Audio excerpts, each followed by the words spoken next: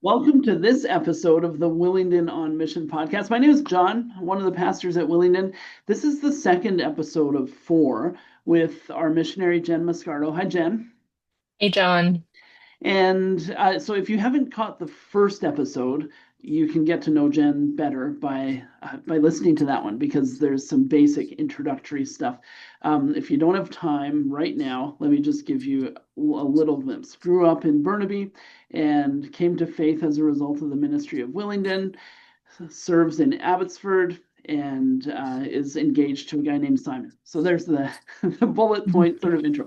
Um, but in this episode, Jen, can you just tell us about your ministry role? So you serve with an organization called Youth Unlimited, connected as Youth for Christ, right? And Mhm. so what do you do? Yeah, so my role is as a youth worker. My team primarily works in the west side of Abbotsford, which is primarily South Asian. So it's a very cross-cultural ministry. It's a lot of us getting to know their culture and their faith background, which is a Sikh.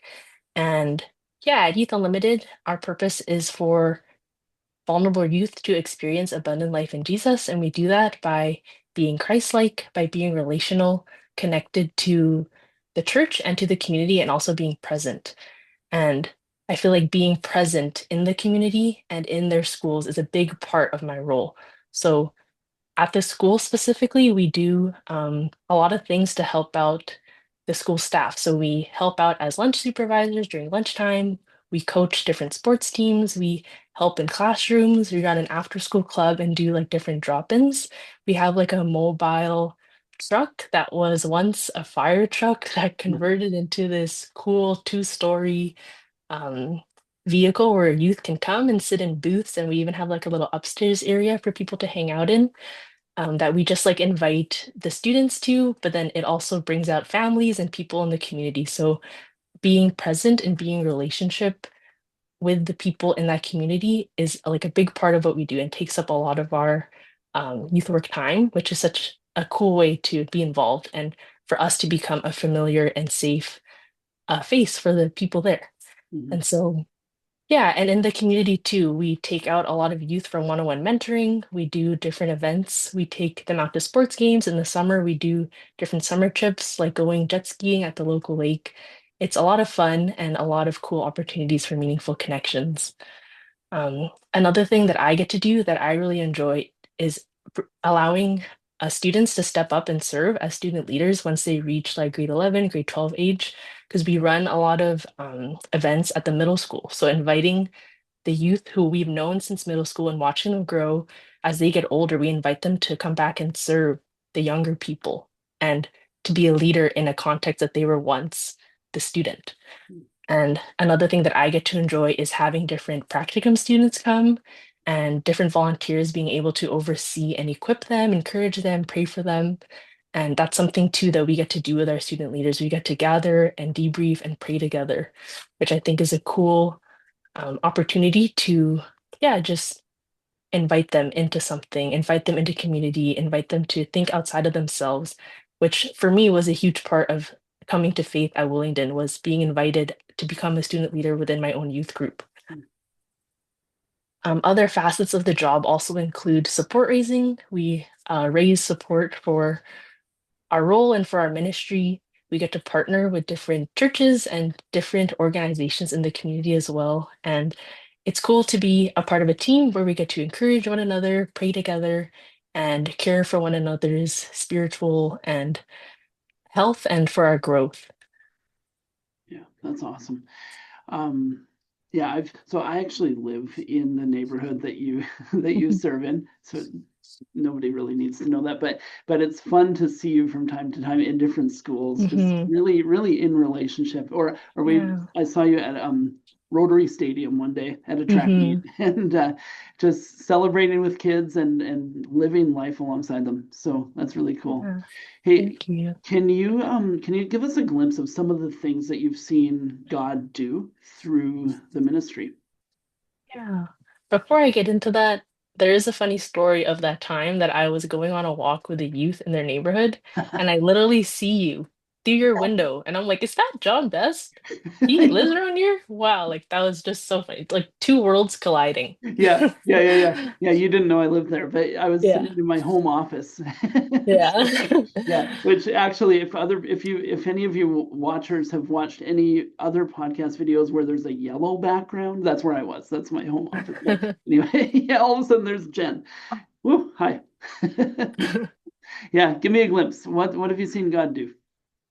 Yeah, our team really tries to prioritize prayer, just trusting that God is the one that is opening doors and softening hearts. So I think through us gathering in prayer, we've seen a lot of impact on our community, whether that's yeah, building trust with the youth and their parents.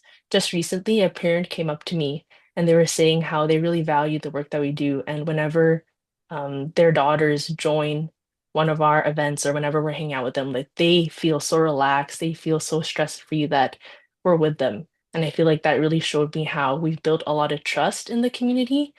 And within the South Asian community too, like a lot of people know each other, word gets around. Like I feel like it's at the point where parents are telling other parents to invite their kids to what we do. And I think that that's a really cool ripple effect and really just shows our presence in the community and how they've opened doors for us to be involved. One of the coolest things that I get to see in my work is being invited into the homes of families. I feel like people are naturally very hospitable, and it's such an honor to be able to sit with them, drink some of their chai tea, or they call it cha, and just enjoy meeting their family, the mom, the dad, the siblings, and just being a part of the family dynamic and really being let into their life. And another thing that I feel like God has been working through is through my one-on-one times with the youth, through one-on-one mentoring. Something that our team has done recently was like a full day discernment prayer day. And we were saying how we love Jesus's model of discipleship and we want to see how we can integrate that into our ministry to invite kids to walk with us as we follow Jesus. And yeah, we've just seen hearts being softened and just cool opportunities to step into and strong relationships that we've built. And that's the things that I feel like God, we couldn't have done if God wasn't the one working, the one going before us and laying the groundwork for us, knowing that God is the one working even before we started doing anything. Mhm. Thank you. What are some of the joys and some of the challenges that you face in your role? Yeah. A huge joy is being able to connect with youth and go deeper with them, get to be a part of the world and see the world through their perspective and being able to encourage them and also see their growth. There's youth that I've seen that I've known since middle school, and I've seen just different character traits that they've grown, different friendships that have become stronger, and relationships in their life that become more healthy and positive. And I think yeah, seeing that is such a joy and such a celebration for me. Um, I would say that that's like one of the biggest joys of being able to do what I do. Some of the challenges would include, yeah, just having to be very adaptable and very flexible. I'm not naturally like that, so I feel like God is consistently stretching me and inviting me to be patient and to trust Him. Like youth will often cancel or maybe events don't go the way as planned. Maybe the amount of people we were expecting weren't the amount that came. And I think it's just going with the flow and trusting God's timing, trusting that even if one youth shows up, that there's a lot of impact that that can make on their lives. Another thing too is just discerning and prioritizing with our time. I feel like we wear a lot of hats as a youth worker. Like we are often like an adult role model and an adult friend, a coach. Like some of them think that we're teachers. Um, there's a lot of different facets of our job of just, yeah, the administrative part and connecting with the community, recruiting volunteers. I think there's a lot of different things that need our focus and our um, time and that are very important. But it's important to discern each day and each week, like what is the priority? What can I do with the amount of time that God has given me now? And how can I be faithful and steward the time and the resources that I have currently? Mhm, mhm. You remind me how long you've been working with Youth Unlimited?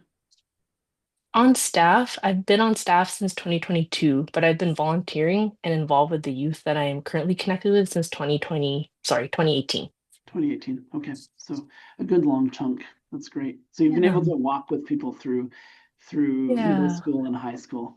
Yeah. My Yeah, first group that I met in middle school, they're graduated now, and we're gonna see another core group graduate this year. So it's just so cool to be able to walk with them and celebrate their graduations. yeah, yeah. Awesome. Good. Well, thanks, Jen, for this glimpse into your role. It sounds rich and fruitful and challenging and joyful all at the same time. So, Hmm. yeah, that brings us to the end of this particular episode 204. And for those of you, again, if you haven't watched number one, please do, and keep your eyes peeled for when we post episodes 3 and 4. The next episode, we're going to talk a little bit about some of Jen's observations around youth realities and culture. So it'll be an interesting conversation. God bless you all. Thank you, Jen. Thank you.